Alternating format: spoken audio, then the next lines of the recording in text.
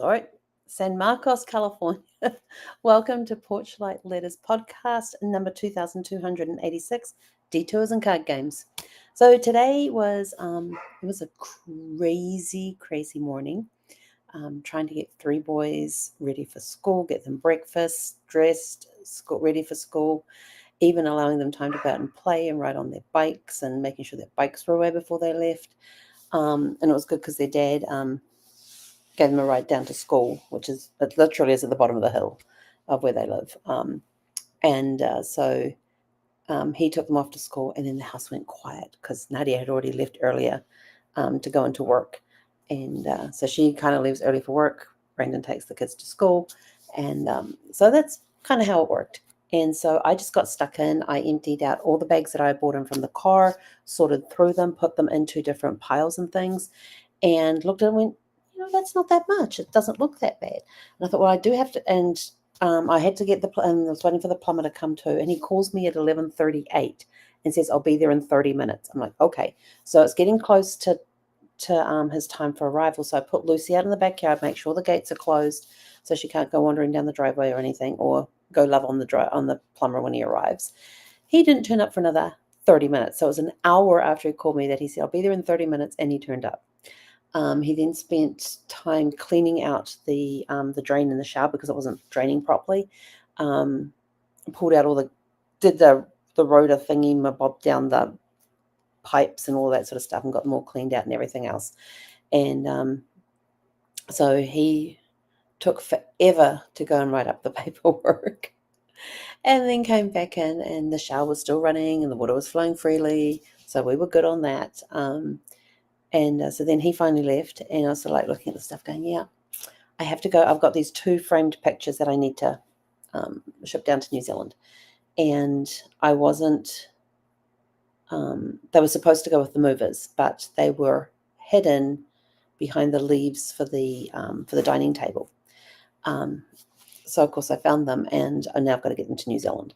So I thought, well, let me go down to the UPS store, see what it's going to cost. And so I went down the UPS store with them all wrapped, well, mainly wrapped, just not taped wrapped, the wrapping wasn't taped close. And they took the measurements, they put them in there. It was only 8 pounds, which I thought wasn't too bad. And but then the guy behind the counter at UPS says, now for the UPS numbers. So we got all the addresses in and everything else. And he goes, now for the UPS numbers. And he basically gets down on his knees behind the counter. He was a tall guy anyway. He gets down on his knees behind the counter and goes, it's going to be 700 and blah, blah, blah. I don't remember what the blah, blah, blah. All I heard was a 700. And I was like, what? For 8 pounds? For that? For 8 pounds? He says, oh, yes. And then there's another $50 on top for the packaging, because that if I wrap it, they don't insure it. If they wrap it, they insure it. They're responsible for it. And I'm sort of like, so it was $50 to get them to wrap it, and over $700 to ship it. I'm like, yeah, no. I'd have to find another way to get them there. I says, what about the US Postal Service? And so he looks in his thing and he goes, well, that'll be over, he came up with the price, over $300 plus $50 for the packaging. It's like, okay. Then I went, I wonder if DHL is cheaper, because DHL deals with international shipping. And, all the other ones, USPS, UPS is more domestic. The other problem with the Postal Service was that he said the tracking number only works while it's in the US. Once it leaves the US, they can't track it. And I'm like, yeah, they can. I send stuff to New Zealand all the time, and I get my tracking number, and I can follow the packages, and especially those sent through United States Postal Service. And he's sort of like, oh, I said, yeah, you might want to look into it. He says, well, that's what they tell us we have to say. And I'm like, I totally get that. And I'm just letting you know my experience, that I've been able to track the packages and see when they were being out for delivery and when they got delivered. He's like, oh, okay. So anyway, I said, what about DHL? He says, yeah, that'd probably be cheaper. So I shipped off the other stuff that I had to ship off, because that was domestic. Then went and stopped and picked up the boys on the way home, and drove them up the hill to home. And then chaos kicked in as soon as we got inside the house. Or chaos kicked in the second they got out of the car. Yeah, it was chaos. Don't ask me to spell right now. My brain is like, And then Mum would come home, and Nadia would come home before I left to go out to run my errands and things too. And so the kids then wanted, and so the kids just went bonkers. They went crazy, and then they went outside to. Then they was like, "We're bored. We want to watch TV." And we're like, "No, no TV." Well, they'd actually started off watching TV, and then they got told to turn the TV off because that had this. That was not screen time; it was playtime, and so. Yeah, they was like, "Well, I'm bored." And I says, "Well, who was it this morning that wanted to play Candyland with me?" And so Colin went and got his Candyland game out and brought it out, and Bo came and joined us. And so the three of us sat there and played Candyland. That is a vicious game. If you have not played Candyland, that is a vicious game. That's all I can say. You get up near the top, and it's you move based on the cards that you pull. So you've got a stack of cards which have coloured squares on them. They might have one square, they might have two squares. If they have two squares, you get to go two yellow squares, you get to go ahead two yellow spaces. And then all the spaces are all coloured to match the cards. And then there are these annoying cards. Well, in some cases they can be good, and in other cases they can be really mean. Like if you pull the gingerbread man, you've got to go all the way back almost to the start of the board. You have to go, they have these different, like the peppermint candy is also near the start. They have the ice cream floats, which is almost at the top. And they have these other traps along the way. Like if you land on a blue square with a dot on it, you have to stay on that blue square until you pull a blue card. And it was a vicious game. I don't know how many times I got sent back down. Cohen got sent back down. Bo got sent back down to near the beginning. And of course, we had to keep reshuffling the cards. So now those special cards are now all live again. And but what was really cool is that Bo ended up winning the game. But then Cohen wanted to keep playing because he wanted to see if he could beat Grandma. So we're playing along there, and Bo's so encouraging. So encouraging. He's like, "You've got this. You've got to think positive. You got this. You're going to do it. You can do it. Think about this card and that card and the cards that are going to help you win." And he was just being so positive and just like motivating. And then to go and pull a card that would put him back at the beginning of the board again. It was vicious. I tell you, it seems like, I will warn you, it seems like a very tame, great game for kids, but it's vicious. It lies. It lies. It comes in there and it sends you from the top of the board back down to the bottom of the board, and you got to start your swirly way back up again. But it was a good game. We had a lot of fun, and but that kept us occupied about an hour. We played one game, and it took us about an hour to play. It seemed like the endless game. It really did. But it was a lot of fun. And then Nadia made this yummy, yummy dinner. Can't remember exactly what it's called, but she takes these pork chops. She marinated them, put them into a marinade yesterday, and cooked them up tonight. And they were so good, so juicy, so tender. Different flavorings that she had put in there, and she had this fresh French bread there as well that she sliced up to have with it, so you could make them into sandwiches if you wanted to, or open sandwiches. It was a really good, and smelled so amazing. And then after dinner, I came in here and picked up everything. I put stuff into the bags in the way I wanted them shipped. Although now I'm thinking about things, I might go through my clothing bags and pull out a certain amount of clothing so that it lightens the packages, and replace the clothing in the bags with some of the stuff that I'm shipping. So kind of mix it up a little bit so that the weights are more evenly spread out, so it's not a heavy package being packed and shipped. And then if you're shipping international, download DHL's thing, because you put in there the measurements of your package. You can print the label at home, and they will come and pick it up. I'm like, that's brilliant. Wish I'd known about that earlier. It would have saved me a lot. If I'd known about that when I was back in Surprise, I would have gone and done that with the box, with the stuff that I had. But yeah, so I'm thinking of dispersing some of that stuff with the luggage and taking some of the clothing out and putting it into the packages to be shipped, and that way it will thinking lighten up the loads, because it's been a long day. Because some of those bags, because I got the bags set as shipments. This is going to go in this box. This will go in this box. Da da da da.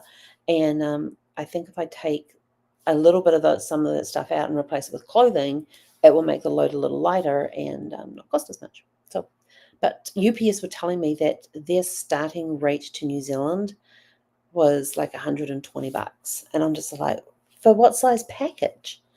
And they go, that's just the starting rate. I said, for what size package? What weight? And they couldn't tell me that.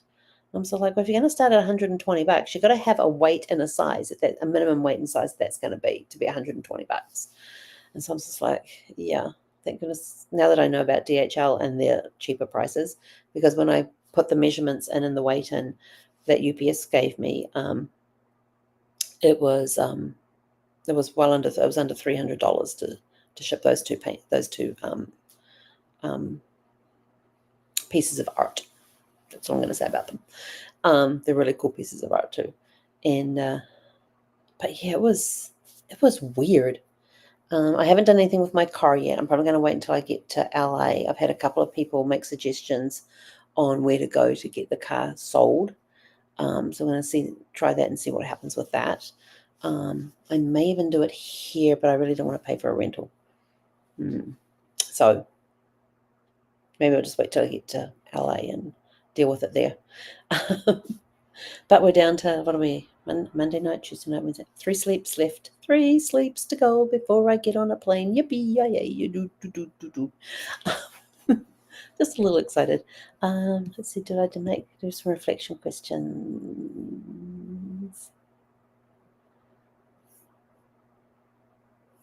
It's been a very long day. Actually slept pretty well last night. So your reflection questions: how do you respond when the path forward feels longer or more complicated than expected? Yeah. What has a recent setback or delay taught you about patience and creativity? No, I just moved shipping companies and made it easier. How can you build in moments of fun when life feels like a checklist? Yeah. And number 4, what unexpected joy helped balance out today's frustrations? It was spending time with my grandkids today. Whether it was this morning, getting them ready for school, getting their lunches together, which they already had their lunches together, getting them organized with their bags and everything else, watching them go out and play before heading off to school. That was nice. And then picking them up at school. Oh, we had another problem at school today. Last time when I was here and I went to pick up the boys, I was not on the list. I've approved people to pick them up. And I'm so like, well, that's weird, because I said I've been here multiple times before. And they said, oh, yeah, we recognize you from coming in. But they couldn't let me take the kids because I wasn't on the approved list. So then they had to call some supervisor, or this was last time, had to call some supervisor and find out if I was on the list. And I was on a list in a different area, just not in this particular area where I get the kids from.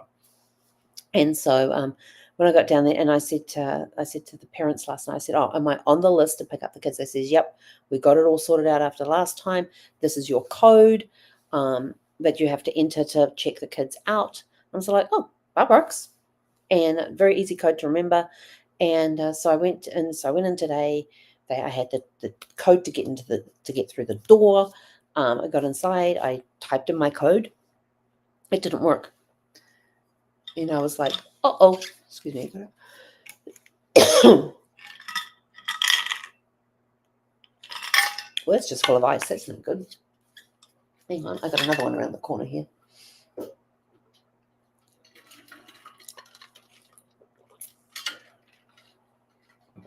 Okay. You can go over